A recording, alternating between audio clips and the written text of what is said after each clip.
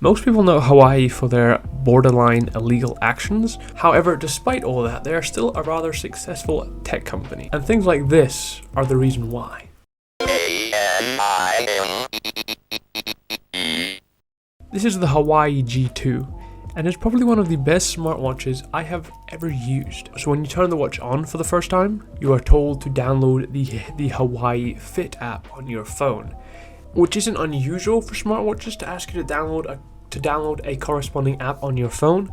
However, most smartwatches let you skip this phase and just use it as a watch if you want to.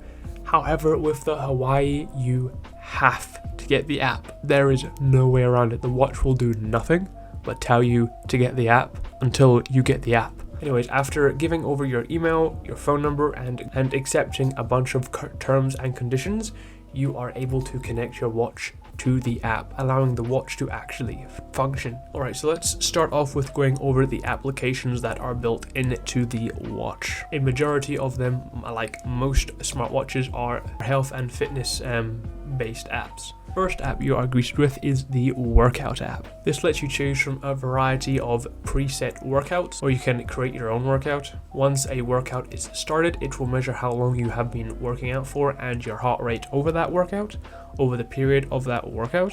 This data is then sent from your watch to the Hawaii app as well as the Chinese government, where you can both track your workout routine from data from where you can both track your workouts over the last couple of weeks. You can see if you're improving or if you need to work on something. So all around a pretty helpful app, but most watches have that, so there's nothing unique about it. The next app is the workout records, which is kind of what I've already talked about on the app, but you can access them on the watch as well, so you can go back through your workout sessions and see how you did. Next up is the heart rate monitor, and it's probably one of my favorite features of this watch. It is an incredibly accurate heart rate monitor. Since I have personally tried and tested quite a few budget smartwatches around the 50-80 pound mark that are usually 10 to 20 beats a minute off, it's nice to have a watch that's deadly accurate, like perfect. Plus, something the G2 does, which I really like, is under the heart rate monitor there is a graph which shows your heart rate over the last 24 hours, so you can see how your heart rate has fluctuated over the last 24 hours and kind of see where it spiked and where it didn't, if you had a spike when you were sleeping. So that's pretty handy. Next application is the sleeping application, and probably the one that I found the most helpful on this watch. I found being able to know how long I actually slept for being really quite helpful. I don't have like a clock next to my bed, so I have no idea what time I actually doze off. I just kind of lie there, and if I fall asleep in 1 hour or 3 hours, I don't really know.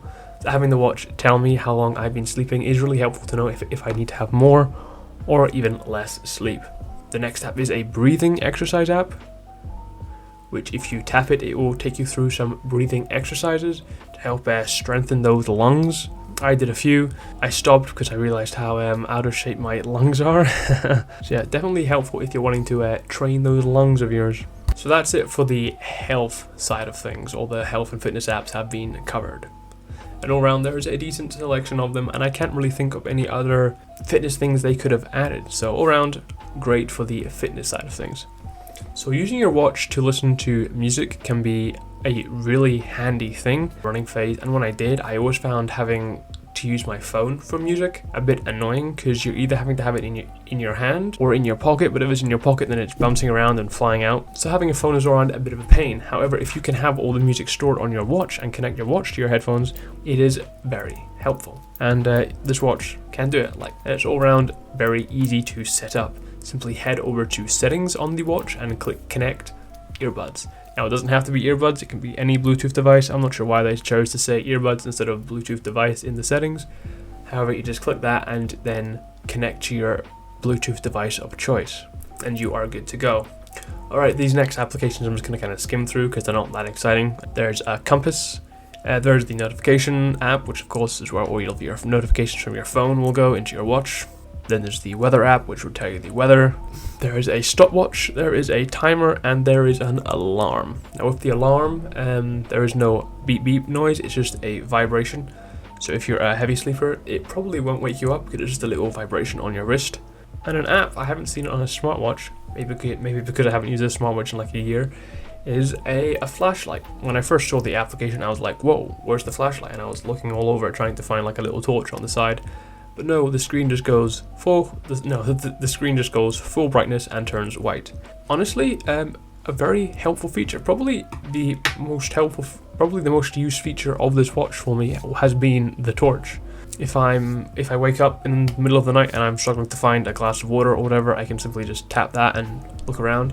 It's not too bright that it would blind your sleeping eyes, like a torch from a phone or whatnot, but it's bright enough to be able to see the stuff around you, and great for navigating a dark room at night or trying to find something with the lights off. Okay, last real application to go over is the kind of watch itself, the watch faces and all that. So the watch itself doesn't have a lot of pre-downloaded watch faces. There's only around 10, and only like 2 or 3 of them are actually decent. However, if you head over to the app, you will find there is hundreds of watch faces. If anything, there's too many watch faces. Now this is a good thing. It's nice to have a lot of variety when it comes to watch faces, so you can have whatever kind of watch you want really. However, finding the watch face you actually want is stupidly hard. There is no categories. There is a search feature, but the search feature kind of sucks. Let's say you want a flowery watch face, and you search the word flower. You will get some results, but not all of the flower designs. Some of them will be hidden under a different name, like rose or petal or plant. So there's no real way to search for the kind of watch face you're after, because if you do search it and get a few results, you don't know if that's all of them. You know, you may be missing out on the one that would really suit what you're looking for, but that's hidden in the list of hundreds and hundreds of watch faces. There's just so many watch faces. However, if you're okay spending 10, 20 minutes going through all the watch faces and picking out your favorites and downloading them, then you'll always have access to the ones you've downloaded on your watch. It automatically sends them over to your watch when you click download. So yeah, as long as you're willing to do that, then it's not the end of the world. It's just annoying that there's no categories or a decent search engine for it. Another thing with the watch faces, if you choose one with a black background, the screen looks a lot bigger when the watch is on, just because the screen is actually quite small. Compared to the watch, the bezels are quite large, so if there is a black background, the screen will look a lot bigger than it is.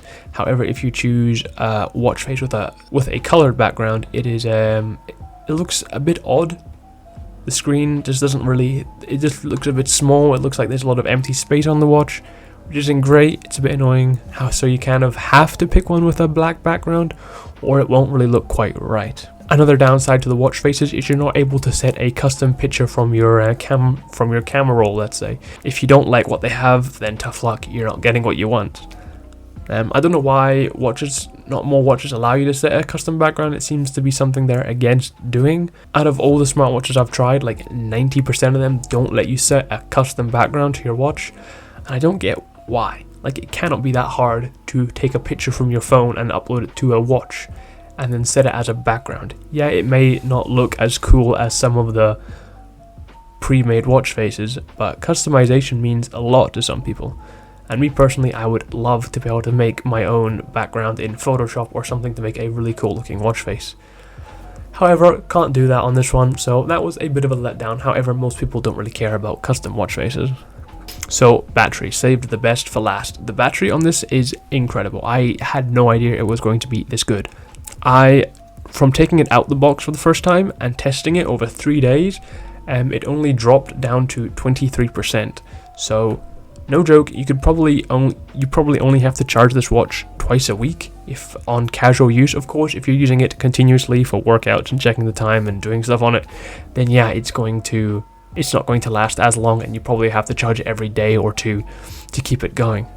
However, if you're just using it casually, like checking the time here and there, checking your heart rate here and there, doing a few workouts here and there, it will definitely last you a good 3 to 4 days. So yeah, I think that covers it. It's an all-round great smartwatch, and one I had a pleasure using and reviewing, and is all-round probably my favorite smartwatch I have ever tried. I haven't tried any Apple smartwatches. I've only ever tried Samsung smartwatches and budget watches. Hopefully try an Apple Watch soon to see if maybe I've been missing out on something amazing. But for now, this is the best smartwatch I have ever tried, and it's only £100, which is pretty darn good. Alright, that's it from me. See ya.